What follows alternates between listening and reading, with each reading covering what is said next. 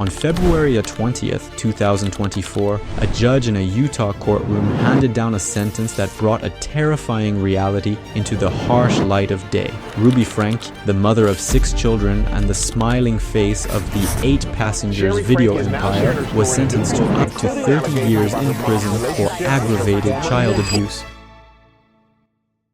For years, millions of viewers sat in their homes and watched the Franke family. We admired their perfectly organized house, we listened to their parenting advice, and we laughed at their children. But behind the bright lights and the high-definition cameras, a literal house of horrors was actively being constructed. We look at these cases, the Franke family, the Ace family, the Lebrants, and we dismiss them as isolated incidents of bad parenting. We call them bad apples, but we are missing the systemic underlying truth. Filming your children for profit isn't just a modern entertainment genre. It is the largest, most profitable, and most dangerous psychological study ever conducted in human history. It is the Stanford Prison Experiment, played out not in a locked university basement, but in the American living room.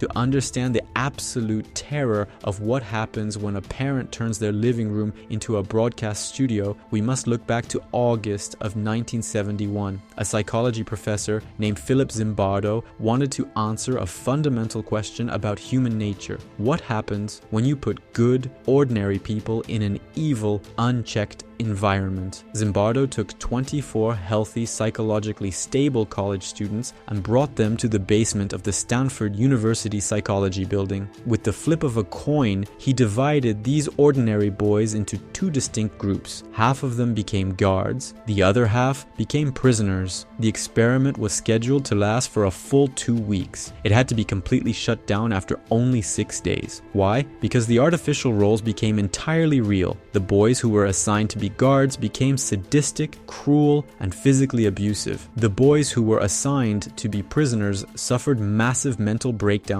becoming submissive, depressed, and broken. Zimbardo proved a terrifying theory. Human behavior is determined far more by our assigned roles and our environment than by our underlying moral compass. If you give a normal person total, unchecked control and a uniform, they will eventually abuse that power. If you strip a person of their privacy and their basic rights, they will eventually lose their mind. The modern family video business follows this exact psychological blueprint. The parents are the guards, armed with cameras and the absolute power of the monthly advertising paycheck. The children are the prisoners born into an environment where their every movement, mistake, and emotion is monitored, packaged, and sold to strangers. And the audience? We are the experimenters, sitting safely behind the glass, taking notes, watching the abuse, and demanding more. In the Stanford Prison Experiment, Zimbardo gave the guards specific tools to separate them from the prisoners. The most important tool was a pair of mirrored sunglasses. The sunglasses were designed to prevent eye contact. They were a tool of dehumanization. When a guard looked at a prisoner, they didn't see another human being, they saw a subject. In the modern video business, the camera lens serves the exact same psychological function as those mirrored sunglasses. When a parent looks at their child through a viewfinder, a barrier is erected. They stop seeing a human child experiencing a genuine emotion, and they start seeing a product to be optimized for public consumption. We can see this delusion perfectly illustrated in the actions of the Labrant family. For years, Cole and Savannah Labrant have operated at the very top of the internet entertainment hierarchy. But to maintain that staggering level of attention, they have had to treat their children's genuine trauma as a tradable commodity. In one of their most heavily criticized videos, they decided to pull a prank on their young daughter, Everly. They sat her down and told her that they were getting rid of her beloved puppy. They kept the camera rolling as her face contorted in absolute genuine heartbreak. They filmed her crying uncontrollably, entirely for the sake of an eye-catching title and an advertising payout. We're giving Carl away to somebody else. We feel like we can't take good enough care of. Revealed this was all just an April Fool's prank who refused to speak. This is the guard's delusion in its purest form. In the minds of the parents, they aren't hurting their daughter. They are simply doing their job. They are making a video. The camera provides a psychological buffer that allows the parent to bypass their natural biological empathy. Just like the boys in the Stanford basement, they truly believe that that the role of an entertainer justifies the psychological torture of the subject. We saw the mask slip entirely in the case of Jordan Cheyenne. She accidentally uploaded the raw, unedited footage of a video where she was discussing the death of the family dog. In the raw footage, her son is visibly distressed, crying in the passenger seat of the car. Instead of comforting him, Jordan looks at the camera, grabs his shoulder, and actively coaches his grief. You can hear her explicitly commanding him, "Act like you're crying."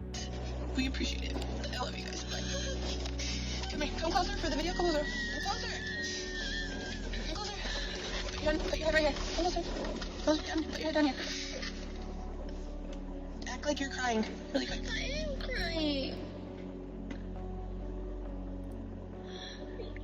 Go like this. No, Mom, I'm just usually No, crying. I know, but go like this for the video. Go like this. Put one hand up. Go like this. No, go like this. Put your hand like this. But let them see your mouth. Let them see your mouth.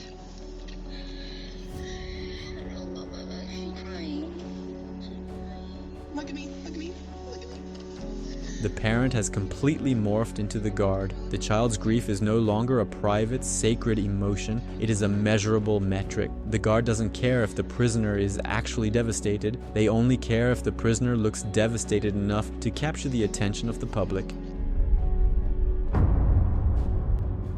In the Stanford experiment, the researchers utilized a tactic called de-individuation. When the boys arrived at the prison, they were stripped of their clothes and their names. They were given smocks and assigned numbers. The goal was to remove their sense of private identity, making them entirely reliant on the system to tell them who they were. In the family entertainment business, this de-individuation happens through the total and absolute loss of privacy. A child born into a heavily filmed family does not have a private life. Their birth, their potty training, their medical diagnoses, and their first heartbreaks are systematically broadcast to millions of strangers. They are not allowed to figure out who they are in private. Their identity is constructed by the comment section. We must look closely at the case of the 8 Passengers channel to understand the extreme end of this dynamic. Ruby Franke and her business partner Jody Hildebrandt didn't just film the children. They created an environment of total institutional control. In the Stanford experiment, the guards frequently use the deprivation of basic necessities, like taking away the prisoners' mattresses, as a form of punishment. Ruby Franke did the exact same thing on camera. In one video, she openly broadcasted to millions of people that she had taken away her son's bed because of a minor behavioral issue, forcing him to sleep on a beanbag chair for months. My bedroom was taken away for 7 months, and then you give it back like a couple weeks ago. I don't think our viewers know that. You've been sleeping on a beanbag. I've been sleeping on a beanbag since October, and they gave my room back like 2 weeks ago. In another, she documented her decision to withhold lunch from her young daughter, stating that it was the child's responsibility to remember her own food and that stepping in to help would rob the child of a lesson. I'm only going to say it one more time, and then you're going to lose the privilege to eat dinner. Like the Stanford prisoners, these children cannot quit. They cannot unionize. They are financially and physically dependent on the very guards who are exploiting them. The children lived in a home where their basic needs, food, beds, love, and privacy, were treated as conditional privileges. These privileges could be revoked at any moment if they failed to perform their assigned role for the camera. This is the textbook definition of a total institution.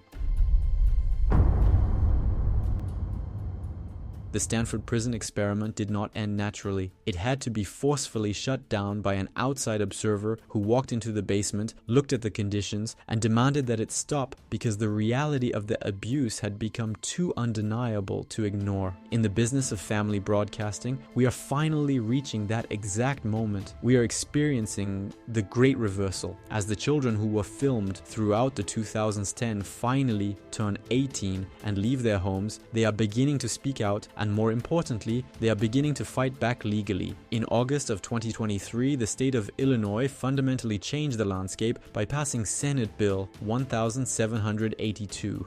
Illinois has become the first state in the nation to try to ensure child social media influencers are compensated for their work. Many states already require parents to set aside earnings for child entertainers who perform in more traditional settings like movies and television. Under the law, child influencers under the age age of 16 will be entitled to a percentage of earnings based on how often they appear on video blogs or online content. They can sue if their earnings aren't set aside for them. This groundbreaking legislation ensures that children who are featured in monetized online videos are legally entitled to a strictly defined percentage of the gross earnings their parents make from their likeness. The money must be placed in a locked trust that the parents cannot touch. This law was a direct, undeniable result of an entire cohort of children reaching adulthood and coming to a horrifying realization. They realized that they had spent their entire lives acting as the primary breadwinners for their families. They had bankrolled luxury cars, massive mansions, and extravagant vacations for their parents, only to turn 18 and find absolutely $0 to their name. The power dynamic is finally shifting. The guards are slowly losing their unchecked authority. The broader public is waking up to the ethical nightmare of the practice, and advertisers are rapidly pulling their money away from family-centric channels due to the overwhelming safety and legal concerns. And until we collectively choose to stop watching, the experiment will relentlessly continue. The cameras will keep rolling, the guards will keep cashing the checks, and the prisoners will keep waiting for someone, anyone, to finally turn off the lights.